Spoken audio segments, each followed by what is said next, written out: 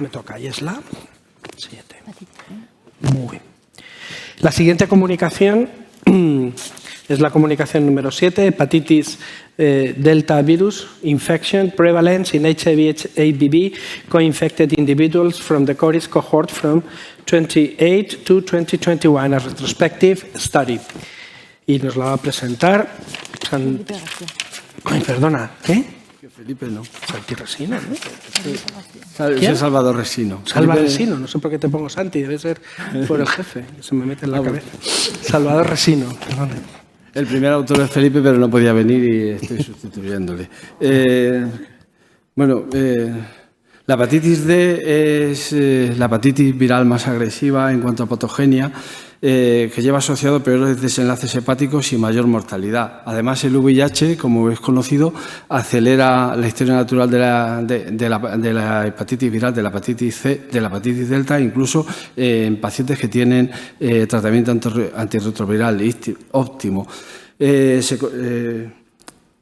Se sabe ya hay una demanda de información por una brecha de evidencia sobre la situación actual de la hepatitis D. Hay escasez de datos epidemiológicos poblacionales en la era del tratamiento moderno, a nivel español mucho más, y la evidencia disponible es fragmentada, hay muchos estudios pequeños. Yo, por lo que también buscaba en su momento información, había metaanálisis con estudios que eran de pequeño tamaño y con unas prevalencias de hepatitis D que ya veréis luego son más altas de las que hemos encontrado nosotros. También se tiene poca información sobre la evolución de los marcadores de infección de la hepatitis delta. Y bueno, por eso quisimos hacer un estudio con el objetivo de evaluar la prevalencia de la infección del VIH-D, del virus de la hepatitis D, tanto analizando la seroprevalencia como la infección activa, así como la tendencia temporal en individuos coinfectados por VIH y hepatitis B de CORIS. Y resalto esto porque es en la cohorte CORIS con las características que tiene la cohorte CORIS entre el año 2008 y 2021. Es un estudio observacional retrospectivo.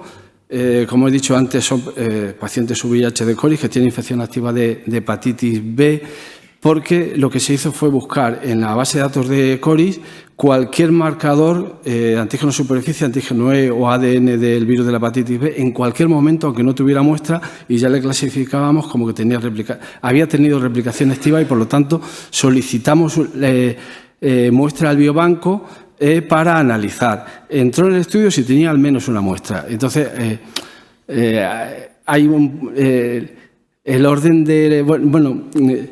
la logística de cómo entender esto es complicada porque hay pacientes con una sola muestra, pacientes con 2 o 3 muestras, pacientes con 10 muestras, teniendo en cuenta que siempre se cogió una muestra al año, una muestra cada año. Si tenía 3 muestras en el mismo año, pues se elegía una a mitad de año o con una distancia más o menos equivalente, que fuera equivalente entre las distintas muestras de la serie. Se realizó... las muestras se solicitaron al biobanco, nos llegaron al laboratorio y se realizó una determinación del antígeno de superficie a todas las muestras que teníamos. El antígeno de superficie del virus de la hepatitis B para determinar que tenían una infección activa y, por lo tanto, sobre esos que tenían infección activa, hacer buscar anticuerpos contra el virus de la hepatitis delta, la seropositividad frente a delta, y sobre los que positivos hacer la PCR para saber si tenían infección activa. Se calculó la prevalencia año a año, calculando, y esto también lo quiero resaltar, se calcula el número de positivos sobre la población que tiene muestra en el biobanco ese año. No toda la población de todo CORIS, sino con la ayuda de Marta Raba, que no sé si está por aquí, de la CORIS, pues nos proporcionó la información. El 2010 hay 1.500 con muestras en el biobanco, pues hacíamos los números positivos frente a los 1.500 que había. Y se calculó de esa manera. Y básicamente esta es la diapositiva de resultados.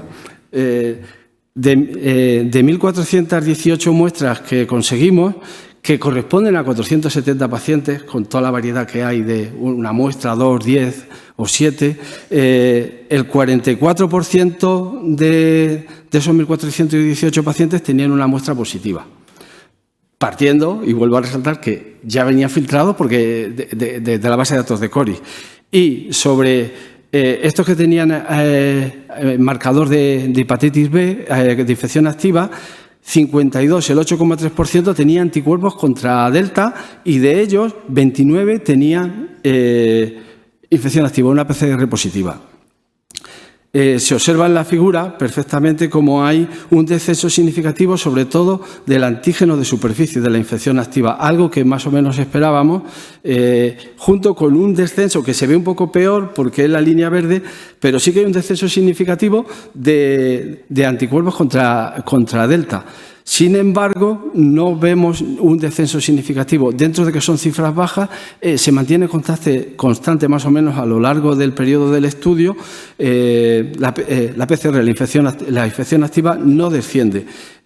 Además, los positivos tienen una alta replicación, una carga viral de unos 14.850 unidades, que eso más o menos representa una carga viral para el virus de la hepatitis delta más o menos alta. Y curiosamente hay una prevalencia de que 52% de las muestras que eran positivas para la hepatitis delta, el 52% de esas muestras tenían PCR positiva, ¿vale? Si lo vemos a nivel de pacientes, pues de los 470 pacientes, 282 tuvieron alguna vez, con las características que ya he contado antes de cómo recogimos la muestra, tuvieron alguna vez una muestra positiva, 27, el 5,7% tuvieron alguna vez seropositividad de hepatitis delta y 14, el 3% tuvieron una PCR positiva del virus de la hepatitis delta. Como conclusión, pues observamos un descenso, como ya se ha visto en la figura, de la seroprevalencia, pero no de la infección activa. El reservorio, por lo tanto, de la hepatitis delta persiste durante el periodo de estudio.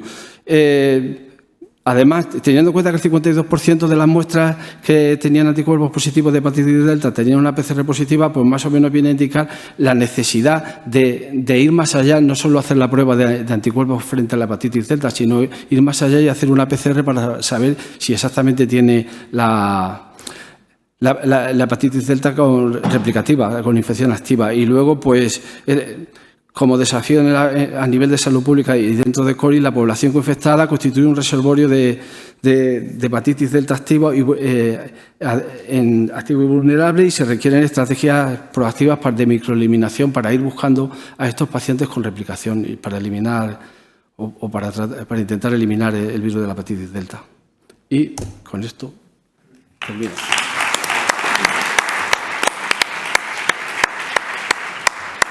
¿Tenemos preguntas, Luz? Bueno, muchas gracias. Creo que son unos datos que son absolutamente necesarios, ahora que encima empezamos a tener tratamiento para la hepatitis delta.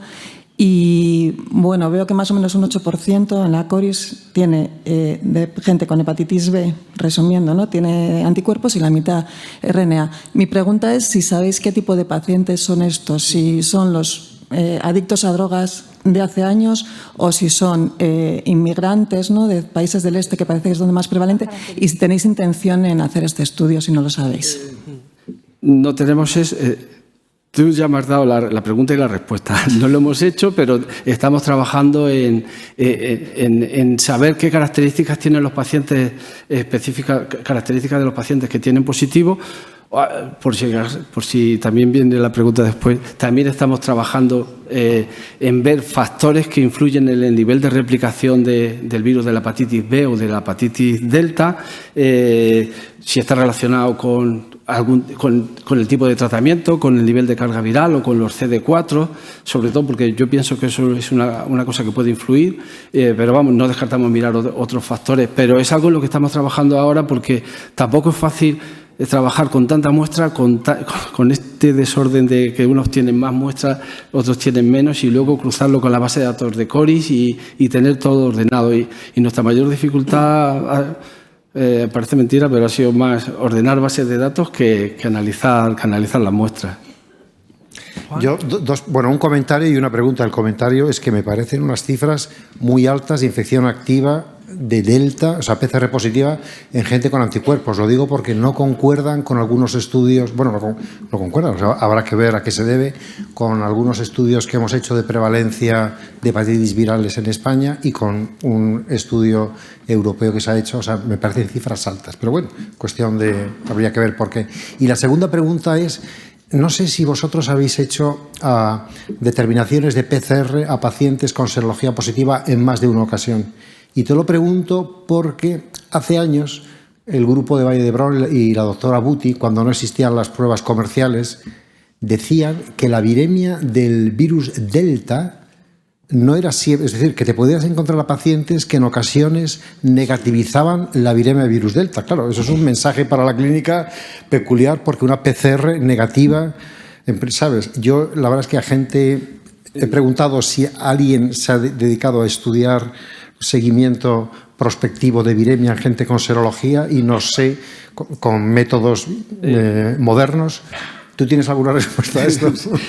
Sobre si la prevalencia de hepatitis, el 52% es el 52% de las muestras, que puede haber pacientes que tienen más de una muestra. Bueno, estás ahora con la primera pregunta. De la primera pregunta. Serología positiva, ¿cuántos de ellos tienen PCR positiva? Sí, me ha parecido muy alto. Sí. Y luego de la segunda, tienes razón. Sí que tenemos seguimiento, sí que hemos hecho PCR. En todas las muestras que daban positivas hacíamos PCR para ver si desaparecía o no desaparecía. Y sí que es un sube y baja. Ahí la carga viral varía y a veces aparece negativo y vuelve a aparecer positivo. Pues me alegra saberlo. Por primera vez alguien me lo aclara. Lo digo porque eso para la clínica es muy importante. Porque el mensaje, si eso se confirma, es que una PCR negativa no te descarta infección activa, ¿sabes?